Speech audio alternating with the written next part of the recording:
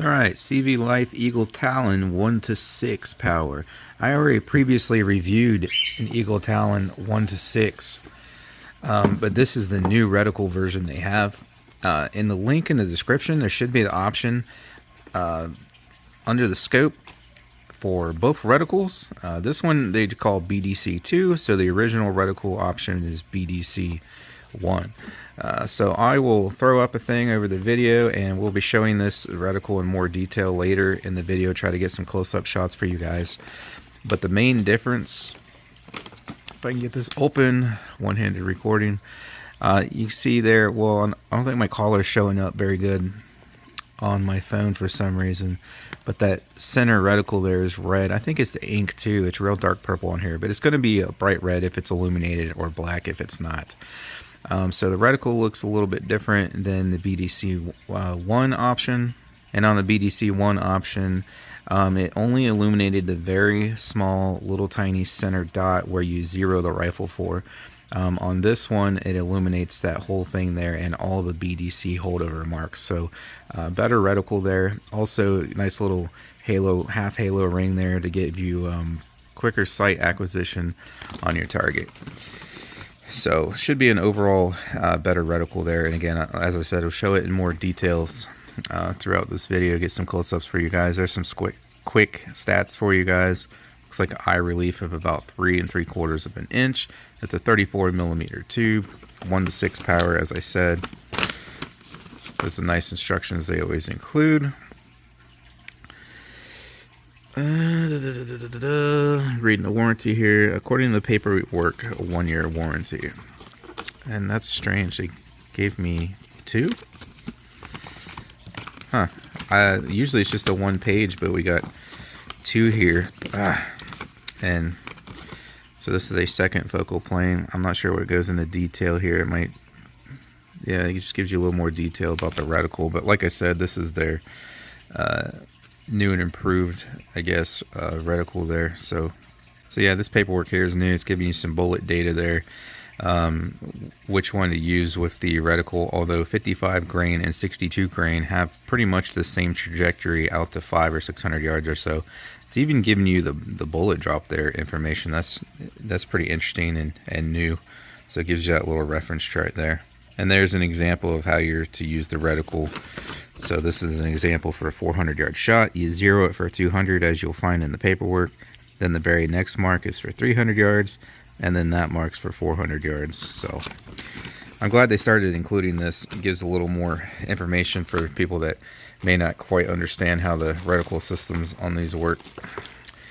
But let me switch over real quick and get this sucker opened up here.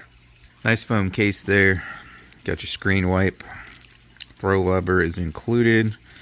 There's your little Allen wrench that you need, and the batteries for the illumination. So there she is there. Again, 30mm, comes with the Picatinny mount included. Exposed turrets, locking turrets, no doubt. Re-zeroable flip-up caps. And underneath here you do have a diopter. IPX7 waterproof, nitrogen purge to fight against fogging up, and of course shockproof as well. So we'll get her down to the range, mount it up, and we'll try her out. Didn't really get a whole lot of footage down here at 100 yards, and what I did record here, the freaking camera turned on me, but we were getting her zeroed for 100 yards here. So take it out to 300 and 400 yards, but first here's some deer that decided to walk out in between shooting these groups.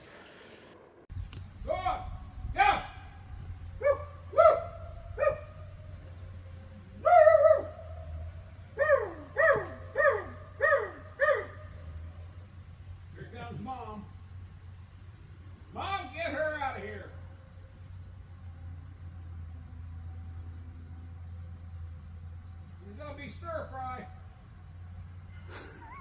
Get. Go on. Oh, great. Oh, come on.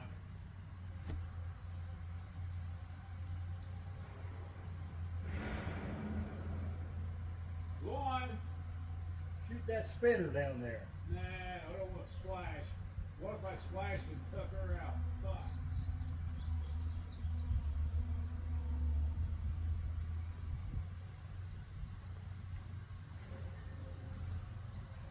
I bet you wouldn't even move. Probably. I have to do this quite a lot out here often because these deer constantly walk out while we're shooting, but I'm going ahead and shooting at this at 300 yards while they're out, and you see them take off.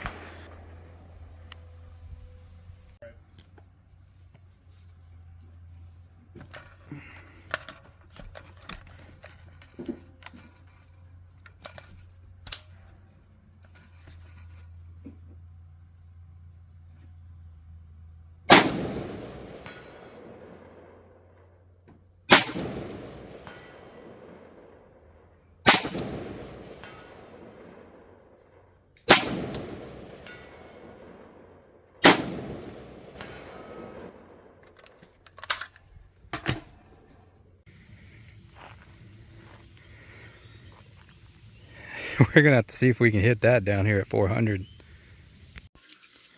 But before I do that, here's a quick look at the reticle.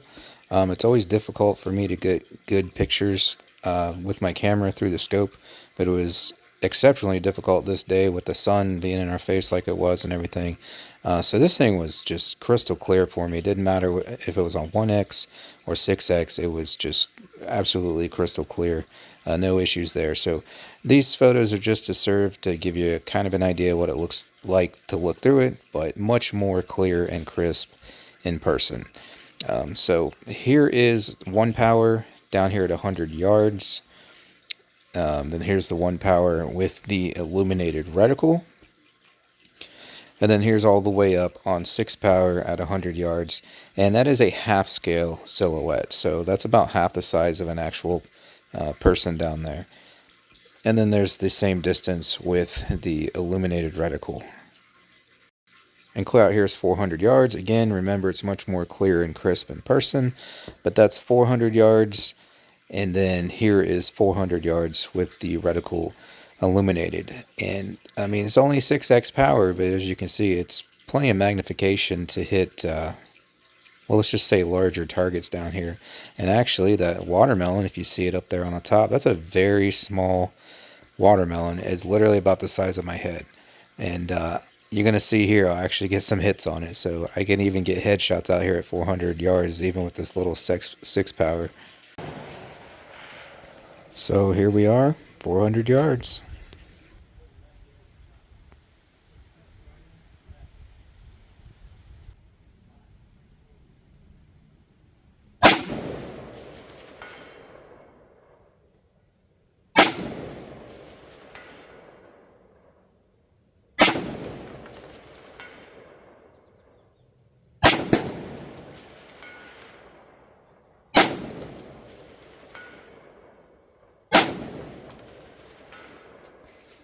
Six in a row on the plate, first try, and now for the watermelon.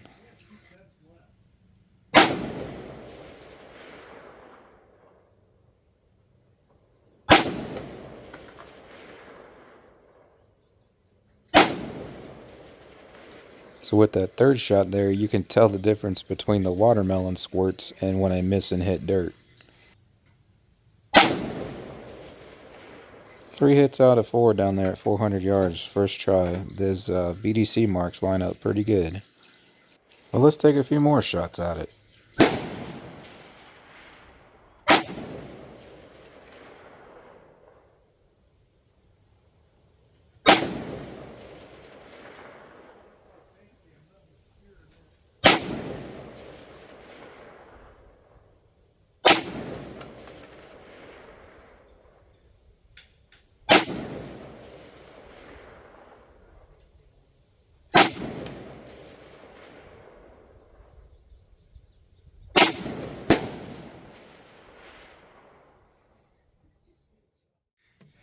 Well, there's that watermelon, which I know you guys could see me hitting it multiple times there, especially the last few shots. It's just down here, there's not a whole lot of energy left, just putting little holes in it. But I mean, out the back, it blew out the back a little bit. So, but yeah, I mean, that's a real small watermelon, like the size of a hand. I have small hands, so this thing is definitely headshot size. So yeah, what more could you ask for in an LPVO for right around $100? I mean, These guys make excellent scopes, and I continue to stand by the brand. These things are great for the money. So if you'd like to check it out in further detail, link in the description. Also linked in the description are the other products I use in any of my videos you see, like the shooting bag there, my target stand, paper targets I use, steel targets, shooting glasses, earmuffs, way more, linked in the description. But thanks for checking this one out, guys. If you want to see more videos like this, check out the parts, accessories, and optics playlist on the channel. Thanks for stopping by, and I hope to catch you on the next one.